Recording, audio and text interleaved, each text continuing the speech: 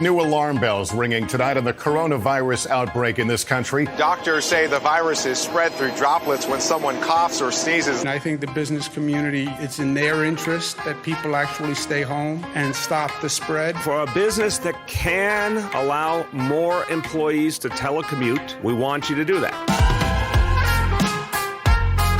Hi, friends. I'm Andy Paul, host of the Sales Enablement Podcast, and I want to encourage you to listen to my brand new special 6-part podcast miniseries titled Selling with Purpose.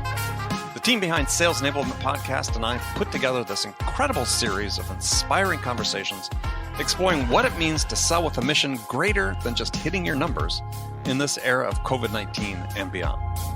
So tune in to hear from world-class enterprise sales leaders and learn how their 6 companies will close $50 billion selling remotely.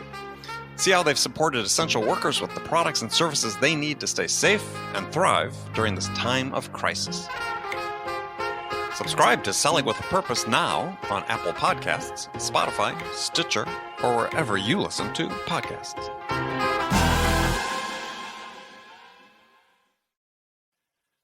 Guided selling from RingDNA makes your entire sales team more effective by revealing exactly what reps should do and when to do it. Guided selling works by transforming sales data into a curated list of prioritized sales actions. So when reps start their day, they'll never again wonder which prospects and accounts or hot inbound leads to reach out to next. Guided selling even shifts reps' priority in response to real-time buying signals. Finally, even new reps can sell like seasoned ones. Let RingDNA be your guide to success. Learn more at ringdna.com/guided selling. That's ringdna.com/guided selling.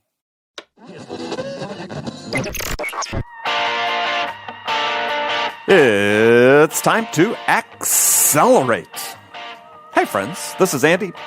Welcome to episode 734 of Accelerate. That's episode 734 of Accelerate, the sales podcast of record. I have another excellent episode lined up for you today. Coming back and joining me for a second time on the show is Sheppard. Sean is the founder and CEO of GrowthX. GrowthX is a Silicon Valley-based venture capital partnership with an accelerator focused on sales. And in this week's episode, I'll be talking to Sean about what he calls the lasting mover advantage. I mean, we've all heard of the first mover advantage. Well, in our conversation today, Sean and I are going to talk about why it pays to go slow up front in order to grow faster later. And in this conversation, Sean and I dive into the 3 things you need to own as the sales team to establish that lasting mover advantage. We'll talk about why it starts with owning the customer use case, and we'll dig into that. After that, once you own the customer use case, what must you do to own their thoughts and actions that they take around it?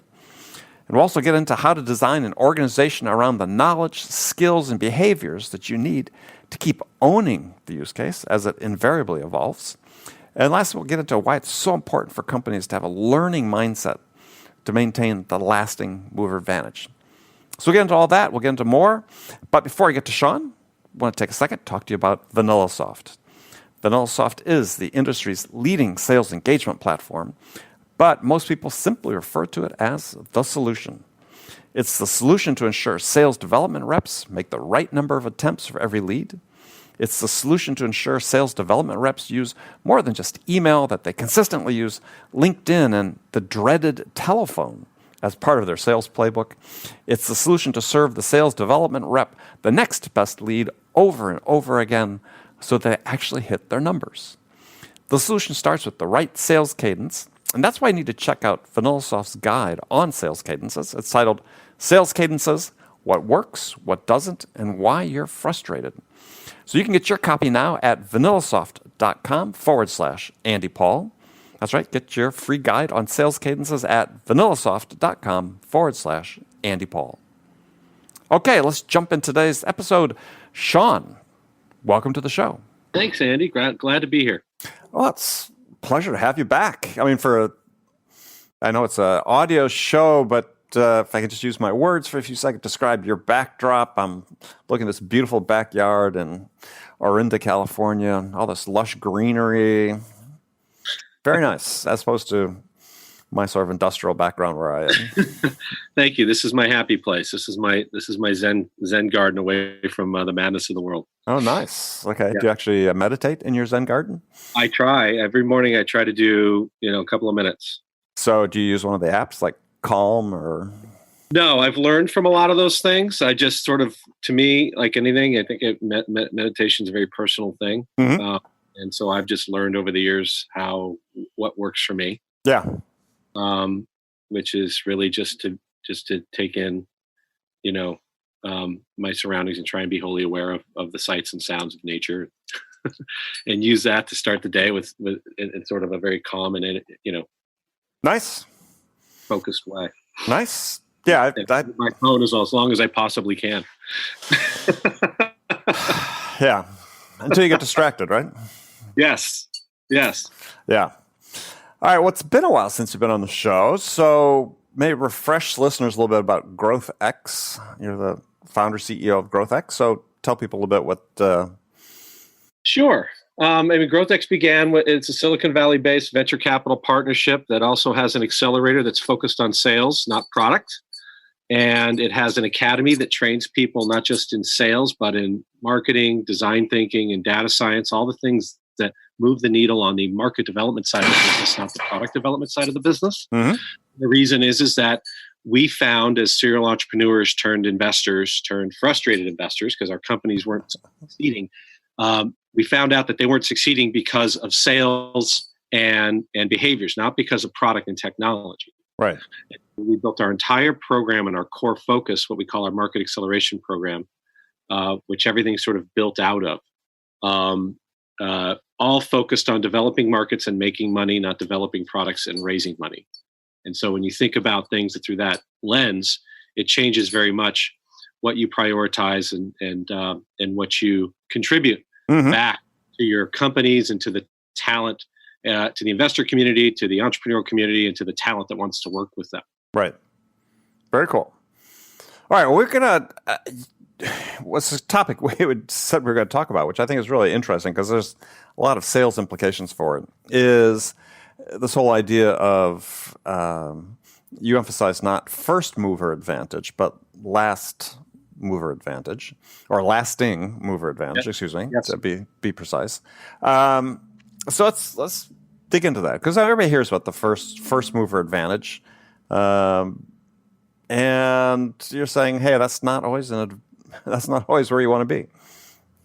Yeah, I just had one of these moments where I was able to stand back and look at the last 40 plus years of my life growing up in Silicon Valley, where this has obviously been a hotbed of tech and the movement of tech, and start to observe, what really has transpired through the normal course of doing business and say a market's development cycle. Because you get, when you're playing in the seed stage venture business like I play in, we're dealing with early product, early market, early customers, early revenue opportunities, and I find myself having to constantly educate and remind my portfolio companies and just the founder community at large, to go slow in order to be able to go fast later. Mm-hmm. Not think about scale yet, right? They raise money based on the idea of this massive market that they can get a percentage. And then they go to market thinking that that's just going to happen. And then the behaviors just go right down the tube. And they never actually stop and go back to the pebble in their shoe and go, okay, for example, not what's my best customer, but who's my first customer? And what do they look like? Mm-hmm. And how do I approach them? And we call it the initial customer profile. Right. Who's our Mr. Right now, not our Mr. Right, as I like to joke. Right. And so through the course of that, I just started to have to go back and think about in my life, and you too, Andy, knowing you spent so many of your formal years here in the Valley as well. If you look at the 5 most valuable companies today, none of them were first Mm-hmm. by much in what they were doing. Right? Apple did not create the GUI interface. Xerox did it. Right. Park. Right. Right. There were very successful. I mean, we can go back to Tandy. Yes. TRS-80, yes. Yeah, I mean, we could go to these companies that were very strong in the personal computer business that many people are going to be listening to our podcast have never heard of. Yeah. And then we can also go to Google was not by any stretch the first search engine. It was a successful one. Yeah. Right. I mean, we used Dogpile and we used Alta Vista. Alta Vista. I mean, there were so many coming through back then. You have, there's just a wide variety of those examples. Obviously Netflix is crushing it right now, Sure. but Blockbuster was around doing that stuff long beforehand. I was just reading an article yesterday, a story about when Netflix met with Blockbuster, and Blockbuster offered to buy them for $50 million. And Reed Hastings and the co-founder, his name I forget, is actually written by his co-founder, Dale, sort of laughed and said, "Yeah, no, Yeah, we'll see you guys later." You're absolutely right. I'm not going to share any information, but I just came back from a big conference in Amsterdam with one of our portfolio companies where we had a very similar experience, and we have had.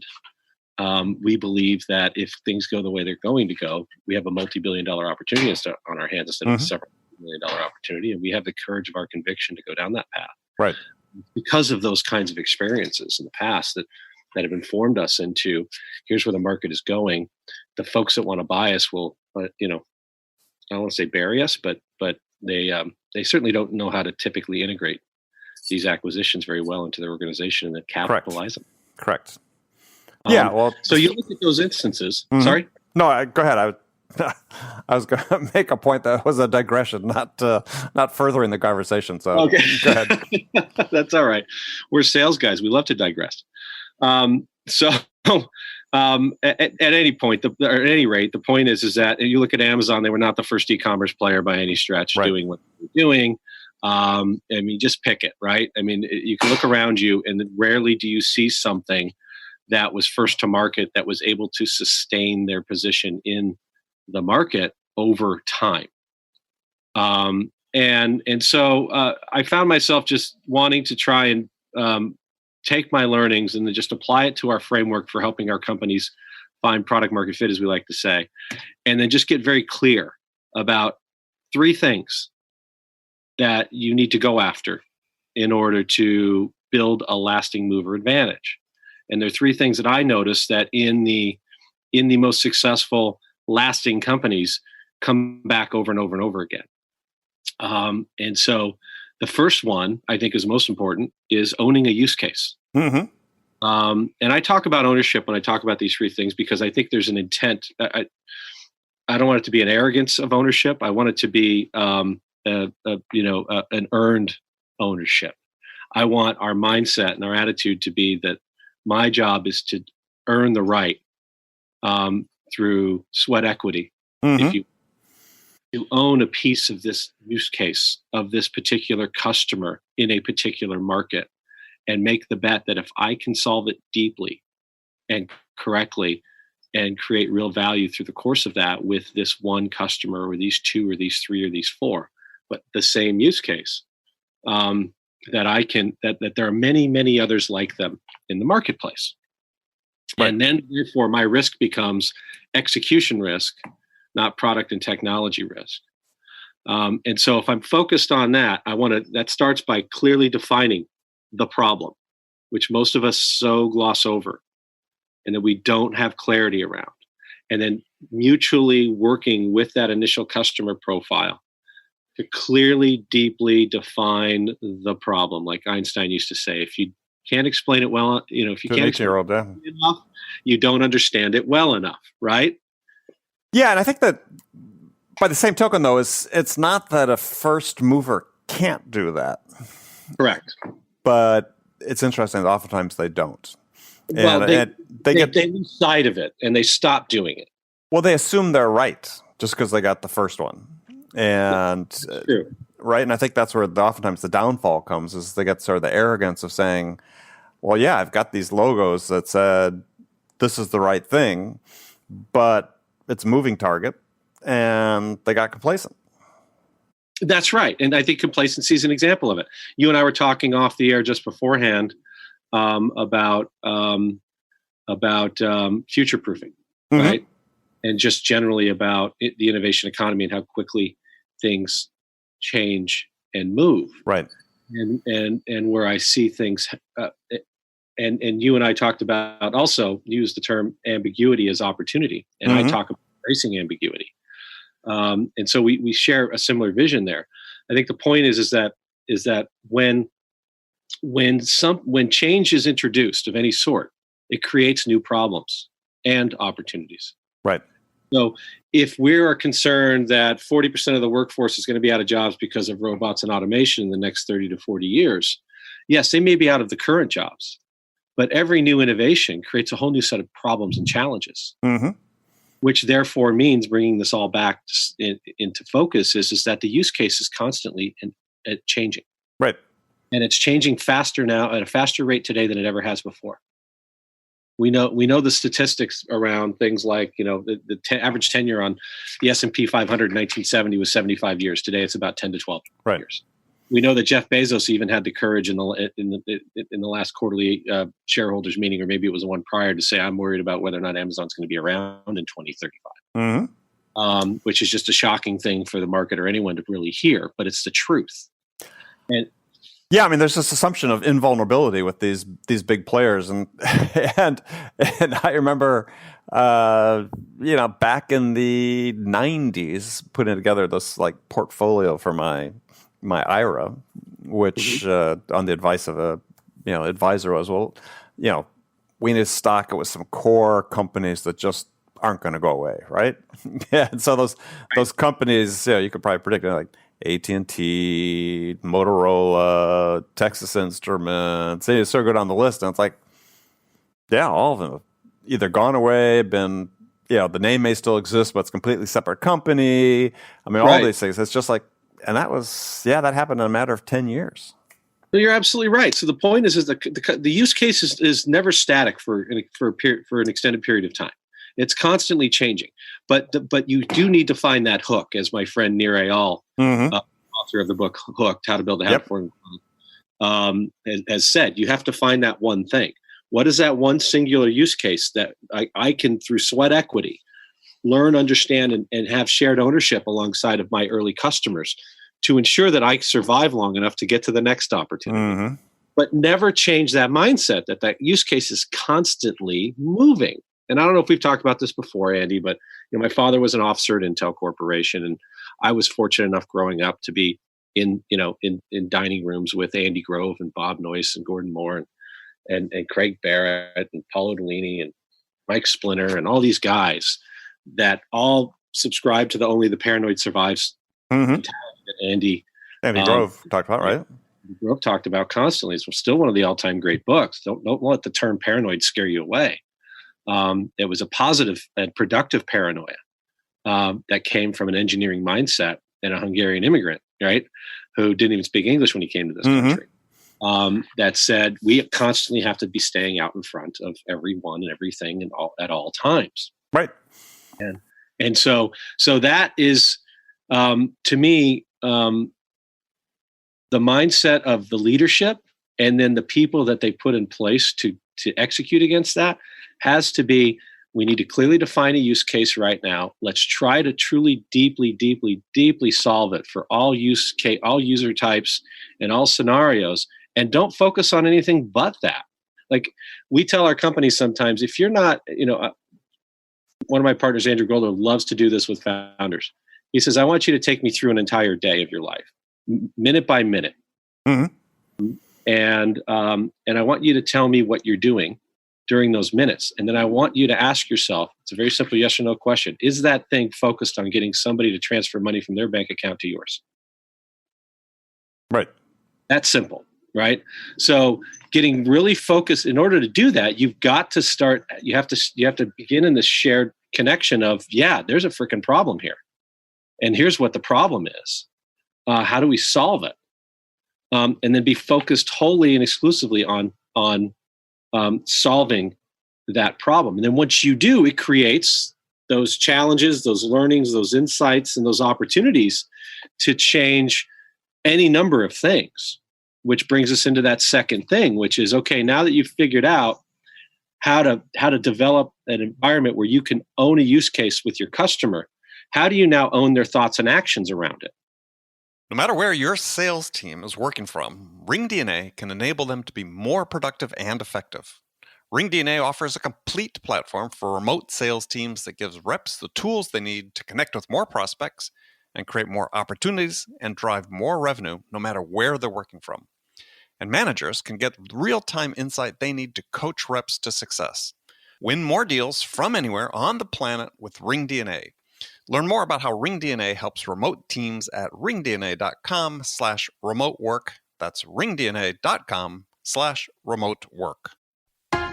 New alarm bells ringing tonight on the coronavirus outbreak in this country. Doctors say the virus is spread through droplets when someone coughs or sneezes. And I think the business community, it's in their interest that people actually stay home and stop the spread. For a business that can allow more employees to telecommute, we want you to do that.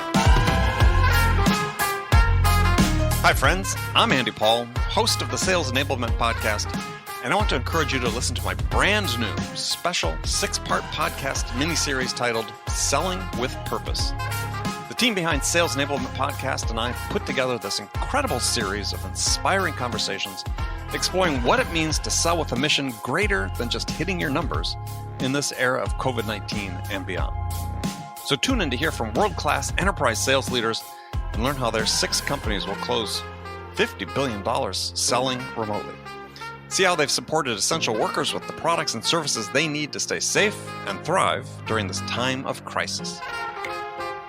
Subscribe to Selling with a Purpose now on Apple Podcasts, Spotify, Stitcher, or wherever you listen to podcasts.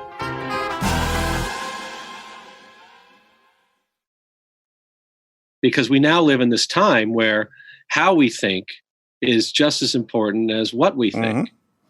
And the more I do this, and the more time I spend with smart, successful people, the more they focus on how people think and comment around it, as opposed to just what they think. Yeah. And so you get to a point where, okay, now that I've owned this use case, we've learned the following things. Based on that, what do we do about it? And who's responsible for that? You and I were talking a little bit offline just about you coming back from this Gartner event where, people are trying to figure out that the next thing is, okay, how do I make good decisions with all this awesome information that's at my fingertip? That's how to think thing, right? That's a framework thing. Yep. So now there's thoughts and actions that have to be,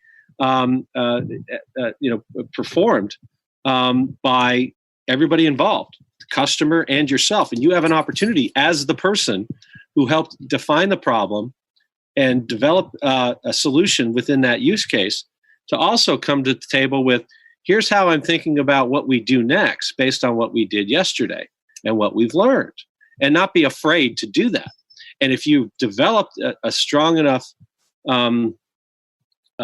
you've developed enough credibility through the course of solutioning against that problem with your customer, they're going, whether they say it or not, out loud, explicitly, they're implying that you need to do this part next.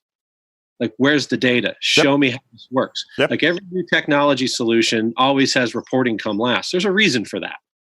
We don't know what the hell's happening until we actually start doing it. And then if you're really good at it, the information you generate off of the use case solution is more valuable than the solution itself. Ultimately, yep. And so now it's about, all right, now how do I come in and analyze and create an opportunity to change the way this use case is viewed and how it's dealt with and what we can do next based on that. So those are the opportunities that come up from solving that problem. And oftentimes we get static and because we want to think about everything at scale and we're back to the total addressable market. It's like, okay, if I can do this in this way, that generates this much revenue over this period of time with a compound annual growth rate of X, and here's my CAC LTV, right? And it's infinitely scalable and blah. Yada, right? yada, yada. Yep.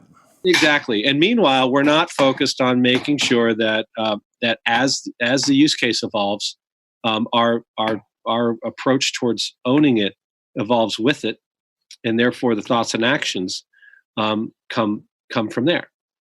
Well, it's so an interesting question then from a sales perspective about owning that use case is as the use case evolves, it has implications for the nature and the structure of your team. Yes. And so why don't you dig into that a little bit, because I think this is a part that I think I see it as sort of a failure point oftentimes for smaller companies is they're not as nimble, as agile with their team makeup compared to the evolving use cases. That's right. You're very much right about that. Sales organizations are wholly focused largely on acquisition, right? As we like to say in the modern term, close the deal, get the deal in the door. And because we're so invested in that, we invest in marketing at the top of the funnel. We invest in sales development beneath that. We invest in account executives there. We might even invest in technical support and help to help us through a complex sale environment or a highly technical one. And then we forget about customer implementation, onboarding, adoption, retention, and growth. And then we're late to the party on trying to solve for that. Mm-hmm. And we end up with churn and all those issues associated with that. The key here is to do what we call create a functional learning organization out of the team responsible for owning that use case. So you have to, as you say, design an organization around the individual roles and responsibilities that you hypothesize are necessary, the knowledge, skills, and behaviors necessary to get through owning, learning about that use case, defining it, solving for it, owning it, and then creating, when you get into step 2, which is owning the customer's thoughts and actions, you better have the right skill set there. It's not necessarily the sales guy who's going to be or girl who's going to be able to do that. You might need to bring in a data scientist. You might need to bring in a digital analyst. You might need to bring in a subject matter expert that's a voice of the customer. You might need to bring in all three. You might need to bring in, certainly early stage, you have to bring in product development and product management heavily into that process. And everybody has to be working through what we call a functional data-driven learning loop, where there's somebody responsible for driving that loop, but they're bringing in people from the different areas of both sides of the organization to prioritize that. So who typically drives that functional learning loop? Well, in our companies, it's always the person who's responsible for market development, whether that is a founder or co-founder on the business side. It's the first sales hire, but it's that person is responsible for identifying and resourcing to build that functional learning organization and the loop that's associated with it. If it's your first sales hire, then it's not going to be your run-of-the-mill individual contributor. It's going to be correct. There's a set of characteristics and attributes that we look for in the person who's responsible for taking something to some place new, for identifying, initializing that customer use case and executing against that hypothesis that we think we can help people with this problem in this way, and they can generate these kinds of results from that. Right. It's a very different person. It's just who you and I were talking about. People who know how to embrace ambiguity. They have a strong acumen for learning, as you call it, continuous active learners. Embrace ambiguity. Who have a strong business acumen. Right. They understand how that problem affects and impacts that company's business, or that person's business or job. They know how to articulate that with strong communication skills. Right. They also know how to speak to engineers and humans, as I like to joke. So this person is sort of the term that's been used in the past, sort of the Renaissance type. Right, exactly. Mark Leslie's term and Charles Holloway's term of the Renaissance rep. And in large corporations who are trying to innovate, we call it the role of the commercialization leader. And it's actually a role that GrowthX Corporate, and we have a big innovation practice now where we manage venture capital for corporations. We also help them create open innovation business models where they can run their own industry-led accelerators, create technology and talent from outside their community to help them work on disruptive and adjacent innovations. But more importantly, our true differentiator is we teach them how to commercialize new innovations. And it starts with this whole same framework that we use to help our startups take a product to market. Right. And it takes that Renaissance rep role and it evolves it into what we call the commercialization leader. And now we're starting to put that out into the world. and tell the I story like that about. term. Yeah, because they don't exist in these companies, Andy. You know as well as I do. The people that are running these big organizations are not the ones that started them. And so they have a very different mindset to begin with. Right. And they don't have somebody who is part product, part market, part business, embraces ambiguity, has an entrepreneurial spirit, can talk to humans and engineers, and drive this learning loop, and have enough exposure to every aspect of the business to know how to pull all that together. Well, right. And that's the critical point, I think, as people sort of look at initial sales hires where they make so many big mistakes, is this is a person that has those attributes you talk about. They still need to close business. Yes, sir. It's great to do all these other things, and they have to. But the critical thing that sometimes companies forget is either they hire somebody that wants to be a manager, because you sort of describe something that is sort of a managerial role with that sort of acumen and insight and ability to sort of take it to the next level. They're a player coach. They want to play too. They got to play. They got to be able to bring the business in. I remember one company I was with that's hard to start a division, and the CEO, I said, so what's the charter? Where should I start? The company had no products. They had technology. And he said, anywhere you want, as long as the customer pays for the development of the product, go sell anybody you want. But there's that type of thing is, we had to go define everything, but you still had to bring customers in. Well, sure. And so when you're told that, does that send a tingle up your spine as complete excitement? And I can't wait to try this. Or does it make you? Does it make your heart fall into your stomach like it does with a lot of people? And that right there, how you react in that moment, tells me who you are. Yeah, doesn't mean you're a bad person. That you're not stage relevant. That's right. We call it stage relevance, right? I like that term. It's about the term. It's about finding somebody who's stage relevant, and it's about that dynamic of taking something someplace new. And it doesn't matter if it's in a big, because it's not about the stage of the company. It's about the stage of the product in a market, and that's why it's working so well in the corporate environments where we've applied it.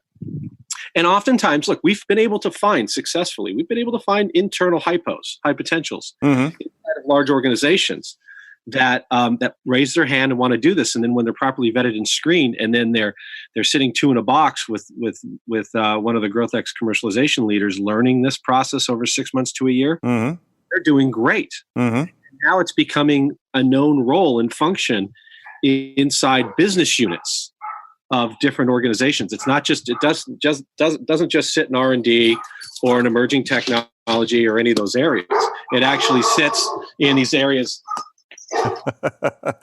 Sean's off to handle a canine emergency. A canine emergency. Yeah, sorry. That's okay. Big German Sheppard running around. But they sit successfully inside of business units and they're tied to the P&L. Yeah, and supporting the digital transformation, as we call it, of business model transformation. They're launching technology products, or they're changing business models in a way that have never been done before. Right. You have a little dog too. That is Tamale, the Chihuahua. Yes. Which one sets off the other one? There's actually a third dog that sets them both off. That's the rescue named Laura. So okay, all right. She's the one that initiates it. All right. I dig into this issue of stage relevance because, again, we were talking about a little bit earlier before we started recording about one of my daily email notes I'd sent out about future proofing, and stage relevance really relates to that, right? Because I love the idea of stage relevance because people have to understand that as companies evolve, as use cases evolve, and so on, that it's okay. You may not evolve with that, right? You may have an area of expertise within the sales profession but even that is going to evolve too, right? The way that we do things, the way we reach out to customers, the way we talk to them, and so on, that continues to evolve even in that stage that you might be a specialist in.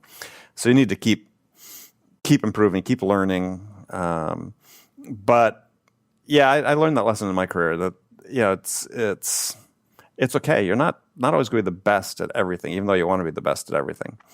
And the decision has to be made as a manager of the company to say, who's the most relevant person to put on this? Who's most suited for taking something someplace new? And then who's most suited for leading, leading and driving that, either the proactive change in getting out in front, Mm-hmm.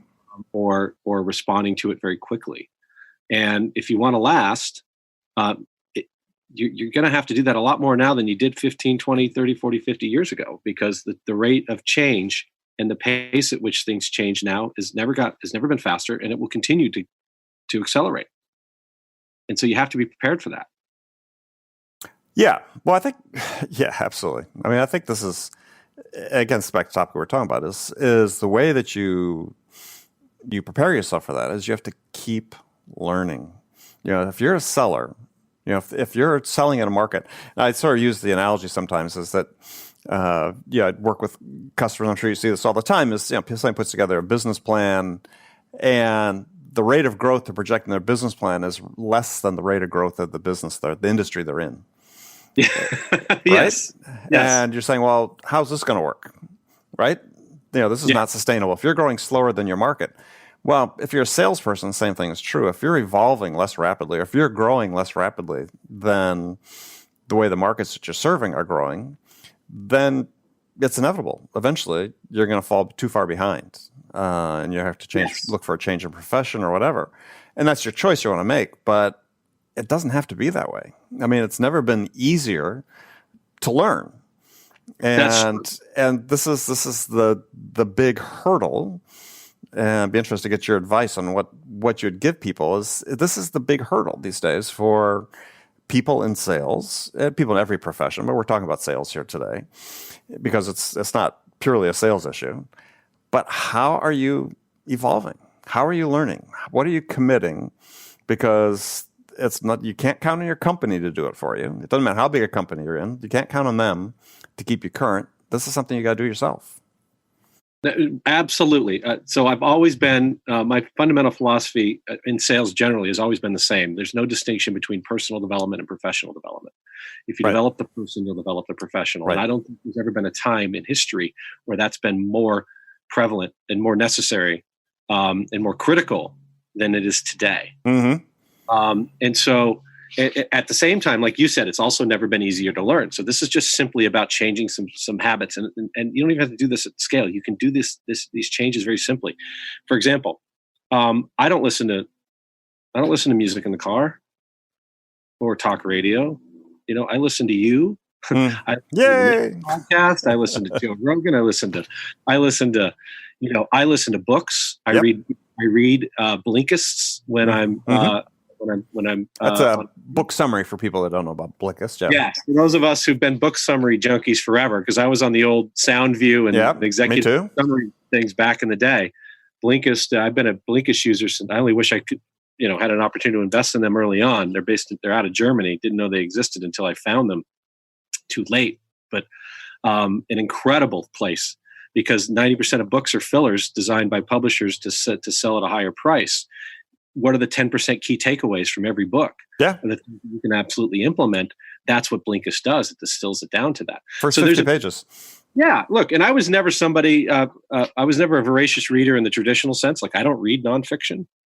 I don't read fiction, excuse me. I only read biographies. I read history. I read self-help and personal development. And I just, those are the things I love. I'm constantly interested in learning more about why I do what I do. Mm-hmm.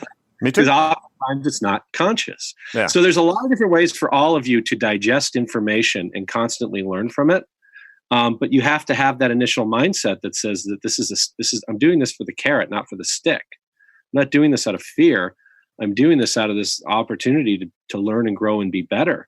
And then I think you'll see instantly, if you have the awareness to pay attention to it, how your life will just it'll start to change in a very positive way.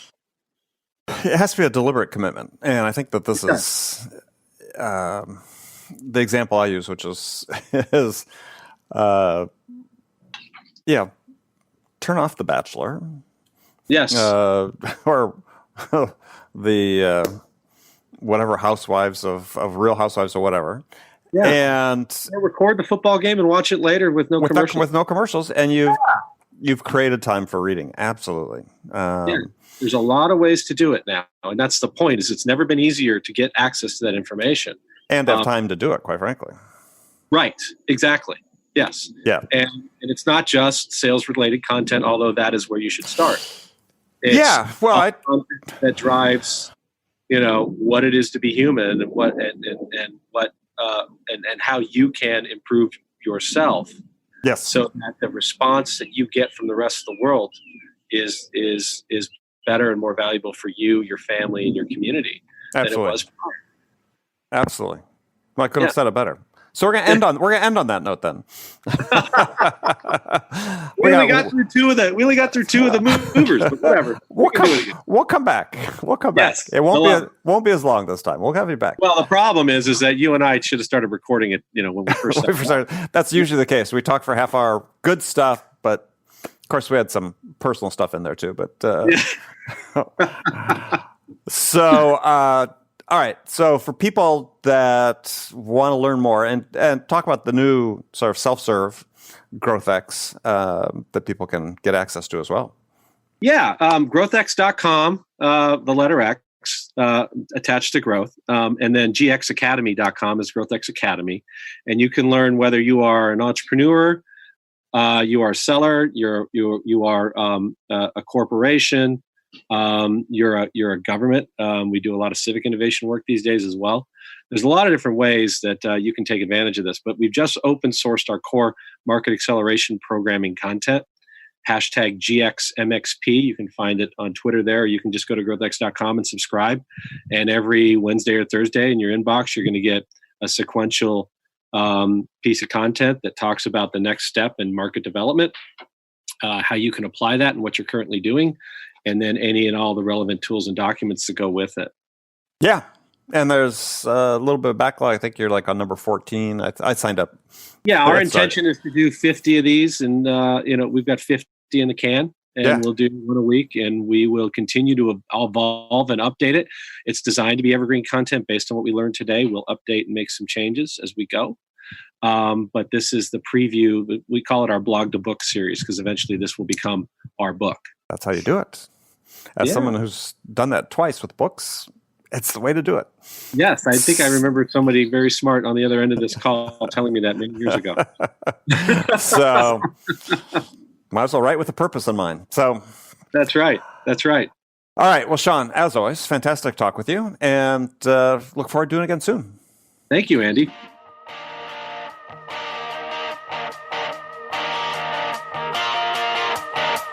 Okay, friends, that was Accelerate for the week. First of all, as always, I want to thank you for joining me, and I want to thank my guest, Sean Sheppard.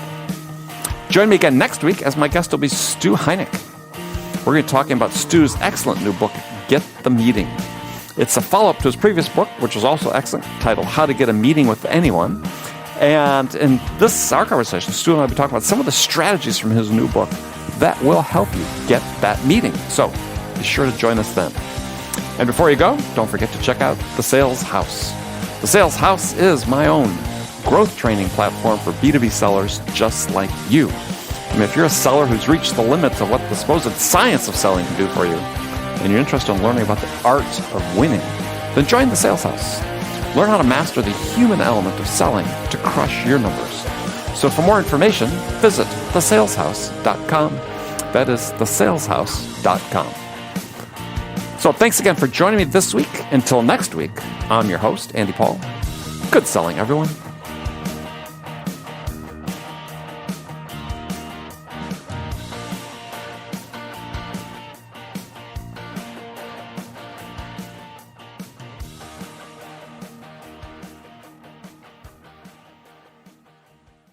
RingDNA is the leading sales enablement platform that uses AI to help scale business growth.